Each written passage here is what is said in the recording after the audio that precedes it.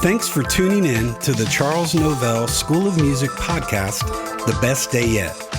Here you'll find tips, insight, and information to help your music and your ministry succeed. Whether you're a singer, a musician, or a songwriter, we want to help you where you are, but we also want to help you get to where you want to go. We believe that our talents are God's gift to us, but what we do with those are our gift back to God. Yesterday's information is important, but what we can learn today will make this the best day yet. Hey, everybody. Welcome back to the CNS podcast, The Best Day Yet. This is episode 4 and really excited.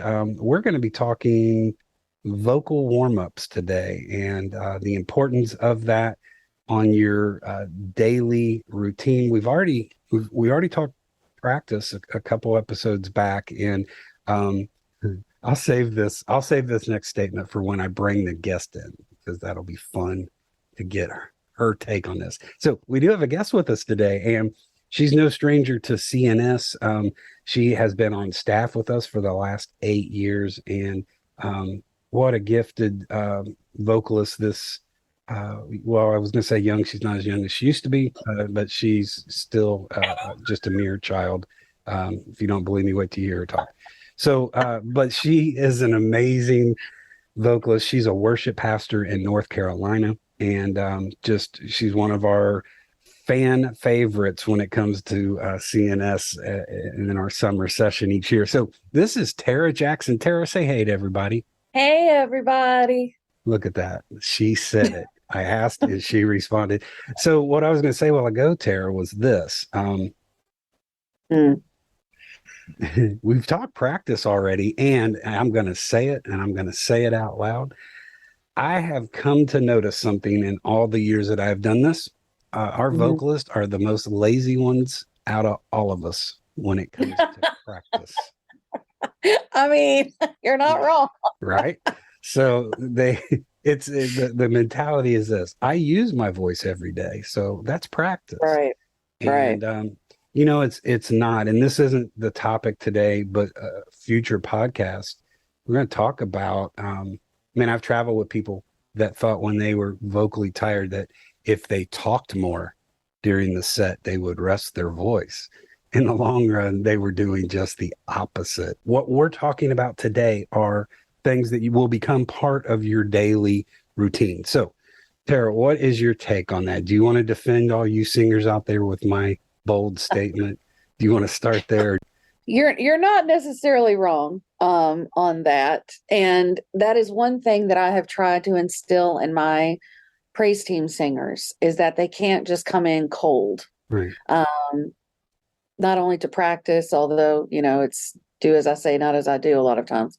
But, especially on Sunday mornings, if I'm featuring them on a song, or if they're, leading a song or whatever, they have gotten a lot better about doing vocal warm-ups. And I've actually been sending them like videos and audio files that they can warm up to make it easier. So they're not just haphazardly warming up, because there are proper ways to warm up, and then there's not great ways to warm up. Right. But from a daily standpoint, and again, sometimes do as I say, not as I do. But like yesterday, I'm a part of another group in the state called the North Carolina Baptist Singers and Orchestra. And yesterday we had our first concert of the season. It was awesome. But leading into that, we start rehearsals for the concert at like 1:00 in the afternoon. And there's a lot of singing, of practicing the different songs. And this is choral singing. And I have one of the solos at the very end of an hour-long concert. So it's a lot. It's a lot vocally. So for days like that, I am literally warming up from the word go, and from the, time I get up and I hop in that shower with that hot steam, I'm doing a gentle hum, like on the same note. And what I'm trying to do there is just wake up my vocal cords, and get them going. And then as I'm putting my makeup on, and this also, I do this on Sunday too, I do about a 15 to 20-minute warm up with some audio files or videos that I have while I'm putting on my makeup after I brush my teeth. Because it's really hard to like warm up vocally while you're brushing your teeth. I've tried, it doesn't work. Um, Yeah, that could get in the way. yeah, but especially like while I'm putting my makeup on, because that takes a little bit. Shut up, Rob. So while I'm putting my my makeup on, So much I want to say. I know, I know. I'm gonna cut you off at the pass. But yeah, so I do that because I mean, by the time it was said and done yesterday, if you calculate, I mean, we probably sang the equivalent of 25 to 30 songs. Wow. Once you add in rehearsal and going back and doing, bits and pieces to fine tune stuff. And then I've still got to sing a solo. Well, it's a duet. Is there a suggestion box anywhere connected with this North Carolina Association? Just, maybe you put practice on the off day of the performance. I don't know. Well, that's a lot. Honestly, that's a lot. So, but you know what? That's really good because are there things with that much singing going on? Are there things that you are doing intentionally, so let's say with your speaking, that you are eliminating to keep something in the tank for that performance and then that solo that's at the end of the performance? Do you talk less on a day like that? Well, I was telling Corey this, our friend Corey. I sing alto actually in the choir, and I'm normally soprano, but I sing alto. And she said, "You're not an alto, you're a lazy soprano," which is kind of true in this case, because I do have to sustain my voice for a long time. I did choose to sing alto one, because I'm not having to go up into the rafters as much and put as much strain. But some things that I do is I don't sing the whole time, and I don't sing full out at rehearsals. I just don't. And there's plenty of other people singing. So I sure hope they don't tune into episode 4 of the CNS podcast, The Best Day Yet, to hear that Tara's not singing the whole time. But no. I get that. Kind of pick your fights, right? Yeah. So yeah, that answers my question as far as yeah, you're doing something, you're doing nothing at times to keep some reserve in the tank for that solo. I'll do the whole like watermelon thing. So I'll look like I'm singing and I'm mouthing the words. Right. Here's the thing. So even though I might not be singing per se, I am still mouthing the words and still working on the rhythms, because like some of these pieces are tricky rhythmically. So you can still be an active participant, even if you're not singing per se. Out loud. Tara's leading the choreography during those moments. So backing up, kind of. two things I want to talk about. Because you hit on something really, really good. The steam, the shower. There are, and I might, at some point, I've ran across several things. Really, this has been neat since CNS 22. I've just been in a season of study myself, and I've been learning and finding so many things. There are portable steamers. So you can teach an old dog new tricks. Yeah, this old dog is learning new things. Exactly. There are portable steamers that artists travel with. And I've heard of a couple different models, and we may take an episode to talk about some of this stuff.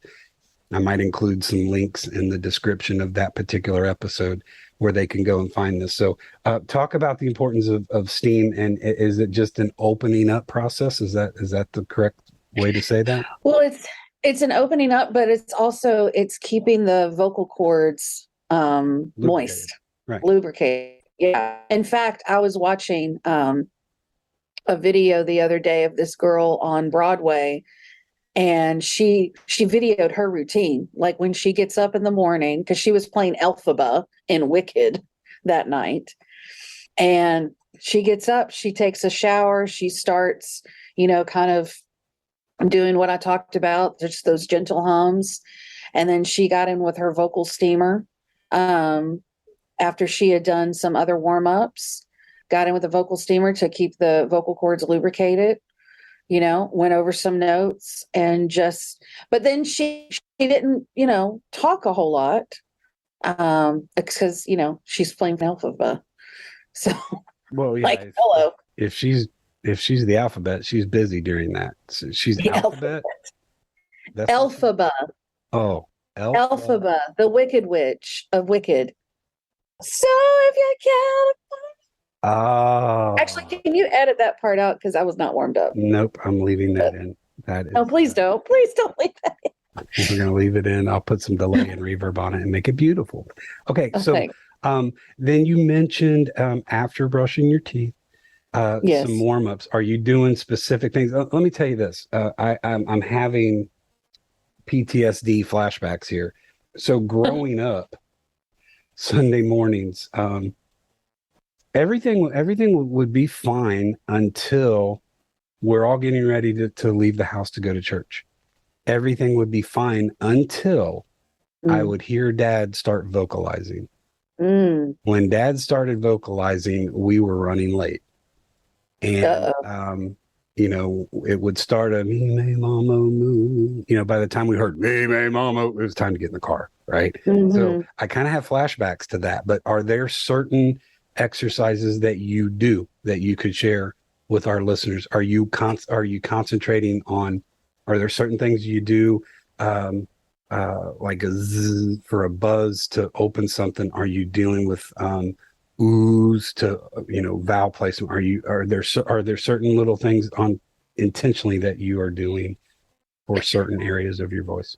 Well, I tell you what, your dad, and a lot of students of CNS will know this, but new people may not. But your dad created some amazing vocal warm-up CDs. And I kind of use those all the time as he leads you through. And so, yes, I start with a gentle hum to really start getting into the mask of the face, because that's where you're wanting to move the sound forward. You're wanting to feel that buzz kind of in your upper lip to where it tickles. And then you're just like, want to kind of shake your head like a cat, like, So the cat shaking exercise, write that down. So the cat shaking exercise. Yeah, but then you do like a loo, and that to keep your tongue relaxed. A loo helps, to get the roundness and the sound and the air moving within your mouth and in the mask. You want an N to warm up the mask of the face, like a ni, ne, na, no, nu type thing. An ah. An ah help with a relaxed tongue is going to help get your jaw kind of relaxed, get your tongue in the right place.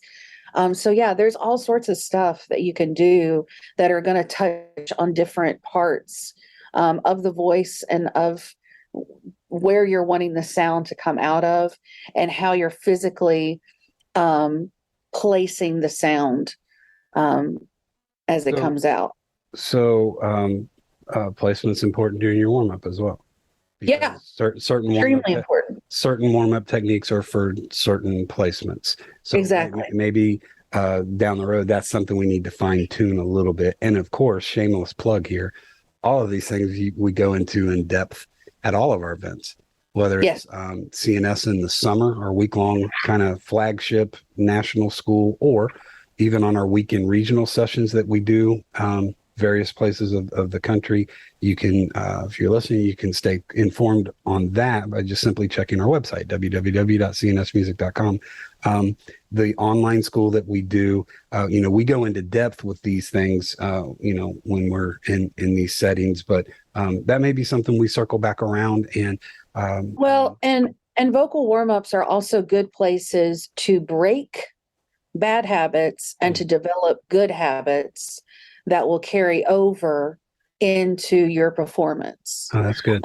Because I will find myself a lot of times especially in, a lot of worship. Well, any genre of music.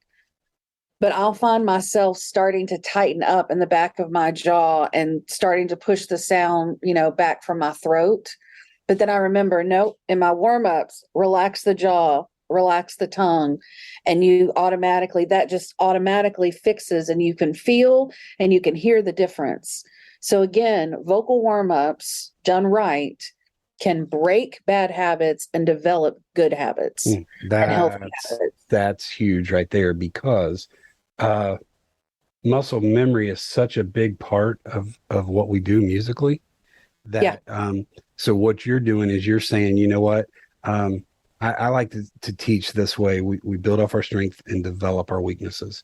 So if you're intently saying, you know what, I know this is a problem area, I'm gonna approach it right at my warm-up, because warm-ups lead into your practice session. So there's muscle memory. And then I also think I think if we keep repeating the same mistakes and the same problems in areas, we habitually train our brain to that is okay. Right. So there's the muscle memory side, and then there's the way the brain triggers. If we don't stop and identify something, it's like raising my kids. If I didn't correct them when they did something wrong, the next time they did that again, they didn't realize that was wrong. So, you've got to, we're as much as the muscle memory is a part of this. What I love about you saying that is that's where we are trying to convince our brain and educate our brain, because our brain is like a computer hard drive. It puts out what we put in. So if we're not programming data and information that we need down the road, that change is never going to happen. My dad would, when we would be in a lesson, if I would make a mistake, he would stop me, and he would purposely make me go over that section 10 times in a row. And he called it isolated practice. If we didn't fix that, then you know what? The next time I played, when I got to that passage or I got to that section, I was going to make the same mistake. So it's in the muscle memory, and it's as much as training the brain that, hey, that's acceptable or that's not acceptable. Let's correct that. Well, and it's also, think about when you go to the gym and you get on the machine. Hang on. It's been a while. Okay. Maybe you not go to the gym. Maybe me not go. It's coming back to me now. But like, if you go to the gym and you go work on the machines, there are proper ways to pull, like, okay, say if you're doing the lat bar and you're pulling the bar down, you're supposed to pull it in front of you, not like behind you. Mm-hmm. And the reason there are proper ways to work these machines and do these exercises is because they are targeting specific muscle areas and building up those muscle areas. So if you do them wrong, you're not building up the muscle properly and everything's not firing the way that it needs to. You're also doing harm to other muscles and other parts in your body. Mm. So you got to think of that vocal warm-up is like going to the gym for your voice, and you want to do it properly so that you are correctly training your voice, training your tongue, training your jaw, training your posture, all of that stuff that's going to come together to create an excellent vocal performance. And that's huge. You are investing in your warm-up in your performance. And if we think about it, I'll give you a shout out here, Tara. It's football season. Go Appalachian! Hey, yeah, that was impressive. That wasn't it? It was so good. So, but here's the thing: before the game begins, both teams are on the field. What? Warming up. Yeah. Right? If they don't, then it's going to affect their performance. Right? Yeah.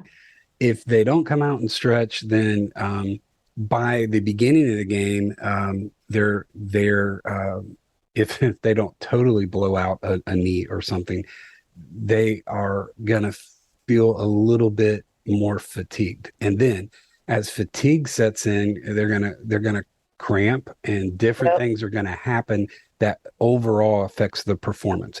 You watch any professional or even collegiate level or high school or on down, any level of sports, you're going to see them warming up before the game. I don't care what sport it is. You're going to see them warming up. We have to do the same thing vocally. And it's important that I want to stress everything that you're talking here. Here's the thing. If you make it daily and it becomes routine, then what are you doing? You're training your brain and muscle memory. You're just teaching yourself. It doesn't become something I have to do. It becomes something that you just do. It literally, instead of daily practice, let's call it daily routine. It's just something that you're going to start when you start it. It's just it's a lifestyle. It becomes part of what you do. So that's important on a daily basis. But let me ask you about this. Do you change things up intentionally? Sunday morning is go day for you. You're a worship pastor. You've already mentioned ahead of time, you've sent stuff out to your team, different vocal exercises and warm-ups that they can do, obviously along with the set list for that week. So when it's game day for you, Sunday morning, you wake up, are you changing things? Do you take a little longer shower because you need more steam? Do you brush your teeth quicker because you need more time to get into those vocal warm-ups?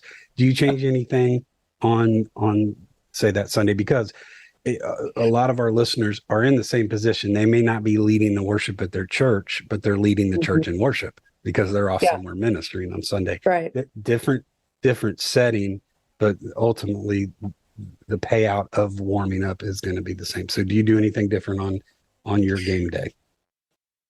Well, just like I talked about earlier, when I warmed up for the choral stuff, I do basically the same thing that I do for Sunday morning.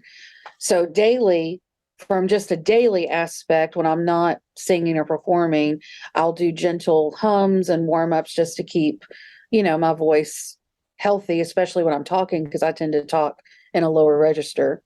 And instead of talking like this, like they tell you you're supposed to talk. But yeah, from a Sunday morning perspective, in the shower, yes, I do take a little bit longer of a shower on Sundays. And I'm doing the like lip trills. I'll start out with a gentle hum just on one note.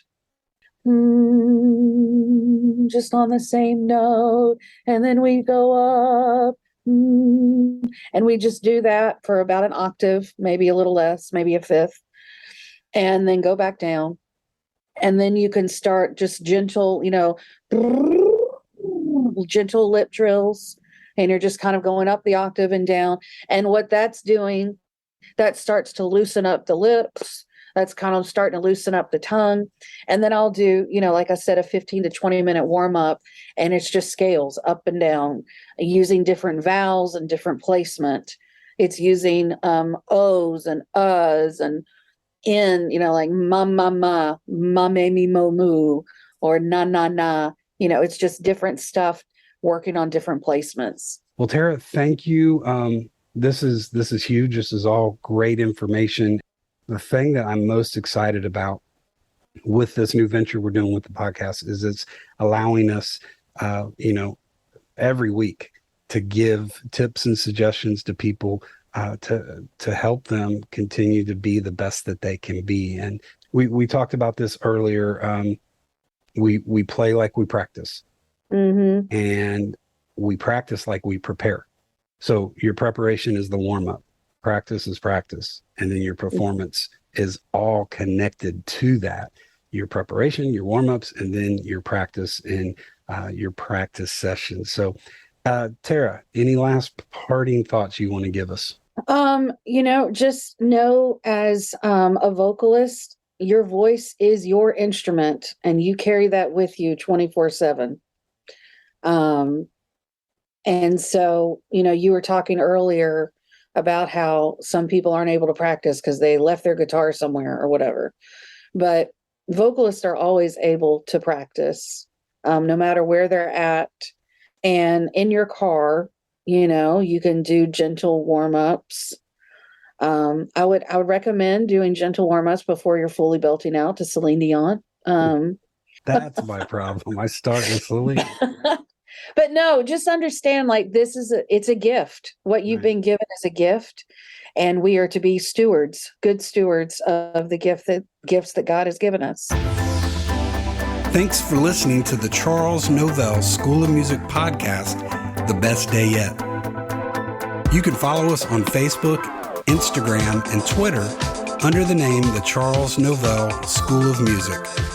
And for more information on CNS and our upcoming events, like our online school, our weekend regional sessions, our creative coaching, and our pastor's retreat, you can visit us at our website at www.cnsmusic.com. As you've listened to this episode, we hope that you've gained some information that you can apply to your music and to your ministry to make today the best day yet.